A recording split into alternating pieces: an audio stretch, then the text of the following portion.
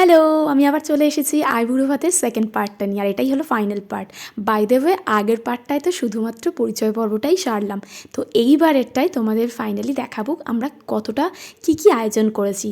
তার জন্য কিন্তু পুরো ভিডিওটা দেখতেই হবে। 1.5 থেকে 2 ঘন্টা আড্ডা দেওয়ার পর আমাদের মনে হলো যে না, এবারে ওকে খেতে দেওয়া উচিত। এখানে সবাই মিলে এখন কাজে হাত দিয়েছে, ওর খাবারগুলো বেশ সুন্দর করে সাজিয়ে দিচ্ছে, প্রত্যেকেই যোগদান করেছে। খাবারের মেনুতে স্টার্টার থেকে ডেজার্ট সবটাই কিন্তু চাইনিজ ছিল। তার কারণ হচ্ছে রেস্টুরেন্টটা মেনলি চাইনিজই ছিল। রেস্টুরেন্টের খাবার দাবার থাকলেও বেস্ট পার্টটা ছিল মৌমিতা নিজে হাতে 2টো ডিশ বানিয়ে এনেছিল, যেটা একটা স্পেশালি সুবর্ণার জন্য ছিল আর একটা আমাদের সকলের জন্য। এবার শেয়ার করা যাক মেনুতে কী কী ছিল। Coriander burn garlic mixed rice, chicken steam momo, সাথে ছিল পাশে দেখতে পাচ্ছ এই যে কেক, এই যে chicken spring roll, chilli mushroom, pan fried fish bhetki, crispy chilli baby corn, cheese ব্রন, বাটার গার্লিক ফিশ ভেটকি, শেষ পাতে তিলের পায়েস। এই রকম অবস্থায় বেশ কয়েকটা ছবি তোলার পর একে একে আমরা সবাই মিলে ওকে পায়েস খাওয়ানো, তারপরে একটুখানি তাপ দেওয়া, এই সমস্তগুলো যেটুকু আমরা পেরেছি সেটুকু রিচুয়ালসগুলো করে নিয়ে আমাদের সকলের তরফ থেকে একটা ছোট্ট উপহার ওর হাতে তুলে দিলাম। আর এই উপহারটা পেয়ে ও যে বেজায় খুশি সেটা ওর চোখে মুখেই পরিষ্কার পরিস্ফুটিত। যাই হোক, এরপরে মৌমিতাও নিজের তরফ থেকে একটা গিফট দিয়েছে ওকে, যেটা পেয়ে ওর খুশি দ্বিগুণ হয়ে গেছে। এরপরে ওকে খেতে বসিয়ে দিয়েই উল্টো দিকের টেবিলে বসে পড়েছিলাম আমরা। আমাদের খাবারের মেনুতে ছিল ফ্রাইড রাইস, চিলি ফিশ, একটা চিকেনের আইটেম, আর এই যে দেখছো ধনিয়া চিকেন, এটা মৌমিতা নিজের হাতে বাড়ি থেকে তৈরি করে এনেছে স্পেশালি আমাদের সকলের জন্য।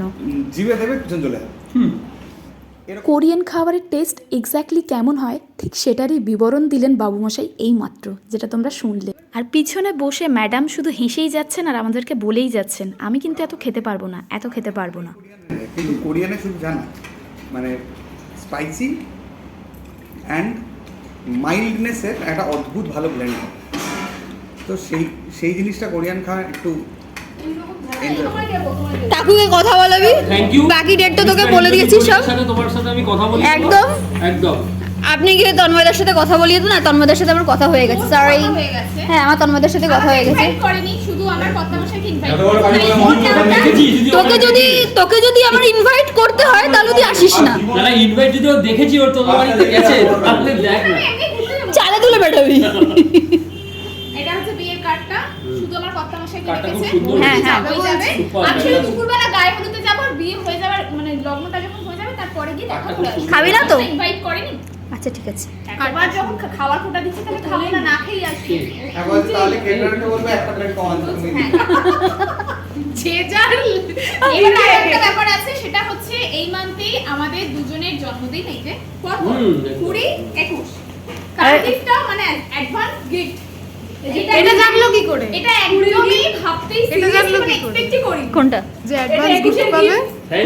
পাবো জানতাম না তো। বিয়ের কার্ড দিয়ে নিমন্ত্রণ এবং তার সাথে মৌমিতার দেওয়া আমাদের জন্মদিনের অ্যাডভান্সড গিফট পেয়ে আমি আর সায়ন বেজায় খুশি, সেটা আমাদের চোখে মুখেই ফুটে উঠেছিল দেখতেই পেলে। এরপরে চলে এসেছিলাম সোজা কেক কাটিংয়ে। খুব সুন্দর হয়েছে। দুপুর থেকে সন্ধে পর্যন্ত সময়টা যে কিভাবে কেটে গেল আমরা কেউই যেন বুঝতে পারলাম না। তবে এখন সময় এসেছে যার যার বাড়ি ফেরার। তবে এই সময়টা একটু সকলে ইমোশনাল হয়ে পড়েছিলাম, তার কারণ হচ্ছে বেশ অনেক দিন বলবো না, প্রায় 2 বছর পর সবাই একসঙ্গে হয়েছি। এই সময় মনে প্রাণে আমি একটা কথাই শুধু চেয়েছিলাম, এর পরের বারের দেখাটা আমাদের সকলের একসঙ্গে যখন হবে সেটা যেন 2 বছরের ব্যবধান না হয়, খুব শীঘ্রই যেন আমরা একসঙ্গে আবার মিট করি। যদিও বিয়েতে সেটা হবে, তবে সকলের টাইম হয়তো এক সময় তো নাও হতে পারে, সেই কারণেই আর কি।